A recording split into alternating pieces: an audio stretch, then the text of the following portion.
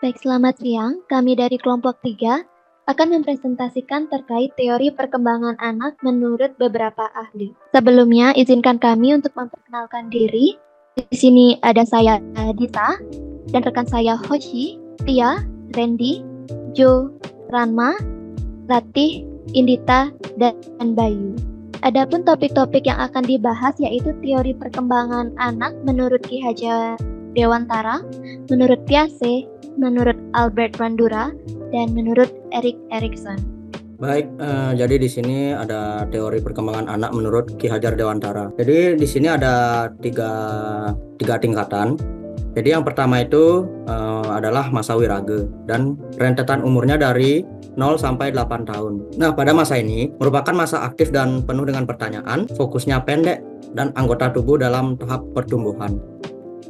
Dan yang kedua yaitu masa wirage wirame, yaitu yakni dengan rentetan umur dari umur 9 sampai 16 tahun. Pada masa ini anak-anak sudah bisa fokus dan menggunakan akal pikiran. Masa intelektual, anak-anak mulai mengembangkan pemikiran kritis dan mencari pengetahuan. Selanjutnya akan dijelaskan oleh rekan saya. Selanjutnya adalah masa wiramo dalam rentang umur 17 sampai 24 tahun. Pada masa ini, anak diharapkan sudah menemukan passion atau minat yang mendalam. Mereka sudah mampu mengenal dan mengatur diri sendiri. Pengalaman dan petualangan pada masa wiraga dan wiramo diharapkan dapat membantu mereka mengambil kesimpulan tentang jati diri mereka.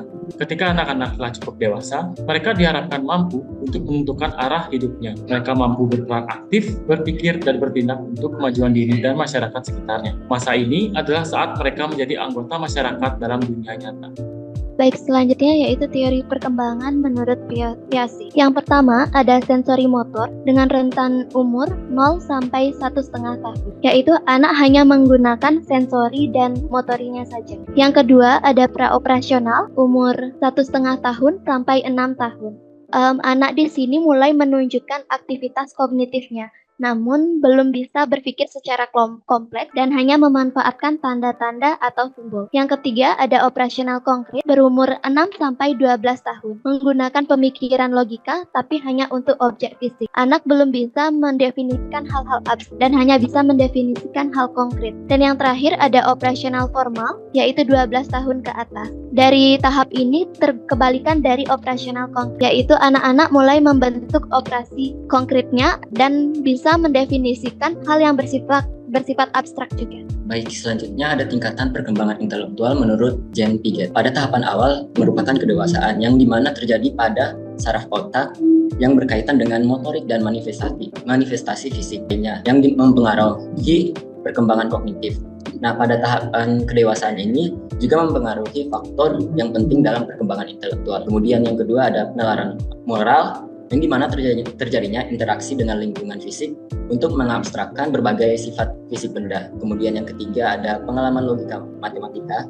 Ini juga merupakan pengalaman yang dibangun oleh anak ketika mengonstruksi hubungan antara objek. Selanjutnya ada transmisi sosial, yang dimana dalam transmisi sosial anak mendapatkan pengetahuan yang datang dari orang lain, seperti pengaruh bahasa, instruksi formal, dan membaca. Begitu pula terjadi ketika berinteraksi dengan teman atau orang dewasa yang memegang peran penting dalam perkembangan kognitif. Selanjutnya ada pengaturan sendiri. Nah, pada pengaturan sendiri ini merupakan faktor keseimbangan yang merupakan suatu proses untuk mencapai tingkat fungsi kognitif sehingga anak dapat mampu untuk menjelaskan hal yang mereka rasakan dari lingkungan mereka.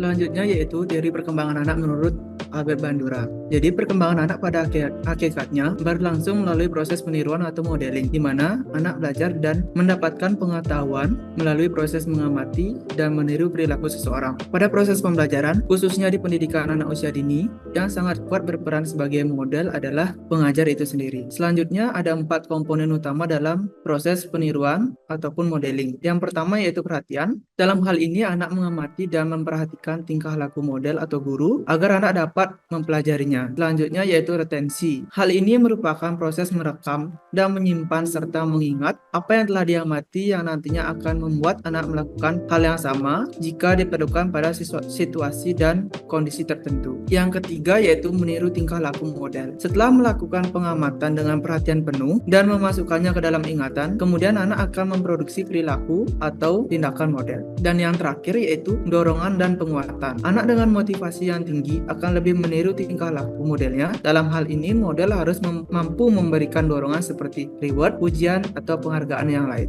Baik, kajian asumsi penting lain yang perlu dibahas dalam teori belajar sosial Albert Bandura adalah determinisme timbal balik atau reciprocal determinism. Menurut pandangan ini, pada tingkatan yang paling sederhana, masukan indrawi atau sensory input tidak serta-merta menghasilkan perilaku yang terlepas dari pengaruh sumbangan manusia secara sadar. Sistem ini menyatakan bahwa tindakan manusia adalah hasil dari interaksi 3 variabel, lingkungan, perilaku, dan kepribadian. Inti reciprocal determinism adalah manusia memproses informasi dari model dan mengembangkan serangkaian gambaran simbolis perilaku melalui pembelajaran yang bersifat coba-coba, kemudian disesuaikan dengan manusia. Ketiga faktor yang resiprok ini tidak perlu sama kuat atau memiliki kontribusi setara.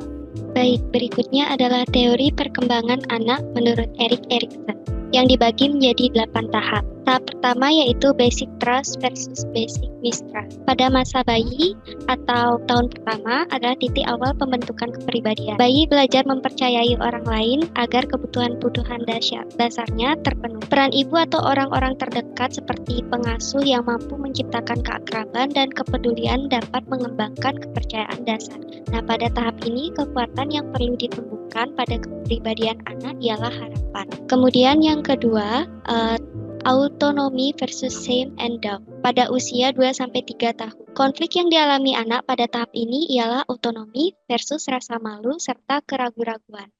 Kekuatan yang seharusnya ditumbuhkan adalah keinginan atau kehendak, di mana anak belajar menjadi bebas untuk mengembangkan kemandirian. Kebutuhan tersebut dapat terpenuhi melalui motivasi untuk melakukan kepentingannya sendiri, seperti belajar atau berpakaian sendiri, berbicara, bergerak, atau mendapatkan jawaban dari sesuatu yang ditanyakan. Kemudian yang ketiga, tahapan pada usia 3-6 tahun, inisiatif versus will. Anak pada tahap ini belajar menemukan keseimbangan antara kemampuan yang ada dalam dirinya dengan harapan atau tujuan. Itu sebabnya anak cenderung menguji kemampuannya tanpa mengenal potensi yang ada pada dirinya. Konflik yang terjadi antara inisiatif atau terbentuknya perasaan bersalah. Bila lingkungan sosial kurang mendukung, maka anak ini kurang memiliki inisiatif terhadap sesuatu. Baik, selanjutnya ada tahap industri vs inferiority yang terjadi pada usia 6-12 tahun. Pada tahap ini, anak mulai belajar keterampilan baru dan berusaha menunjukkan kemampuannya dalam berbagai tugas, terutama di sekolah. Anak-anak ingin merasa kompeten dan mampu menyelesaikan tugas dengan baik. Jika mereka berhasil, mereka akan mengembangkan rasa ketekunan industri dan merasa bangga dengan pencapaiannya. Sebaliknya, jika mereka sering gagal atau merasa tidak sebanding dengan teman-temannya, mereka bisa mengalami perasaan rendah diri atau inferiority. Selanjutnya ada tahap identity vs confession. Tahap ini anak mulai memasuki usia remaja di mana identitas diri baik dalam lingkup sosial maupun dunia kerja mulai ditemukan. Bisa dikatakan masa remaja adalah awal usaha pencarian diri sehingga anak berada pada tahap persimpangan antara masa kanak-kanak dengan masa dewasa. Konflik utama yang terjadi ialah identitas vs kekaburan peran sehingga perlu komitmen yang jelas agar terbentuk kepribadian yang mantap untuk dapat mengenali dirinya. Baik, berikutnya adalah intimasi versus isolation.